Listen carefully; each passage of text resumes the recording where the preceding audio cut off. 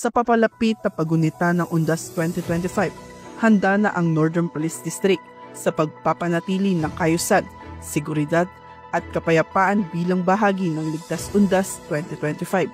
Sa ilalim ng pamumuno ni Police Brigadier General Jerry V. Protasio, Acting District Director ng Northern Police District. Nakadeploy na ang mga kapulisan sa iba't ibang sementeryo at pampublikong lugar sa Kamanava area upang masiguro ang kaligtasan at kapanatagan ng mga mamamayan, lalo na't inaasahan ang pagdagsa ng mga bibisita sa mga susunod na araw upang gunitain ang kanilang mga yumaong mahal sa buhay.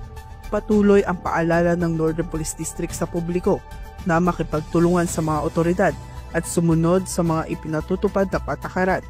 Hinihikayat din ang lahat na agad na ipagbigay alam sa mga pulis ang anumang kahinahinalang kilos o bagay upang maiwasan ang abala at mapanatili ang seguridad ng lahat sa pamamagitan ng malasakit, disiplina at pagtutulungan ng kapulisan at mamamayan.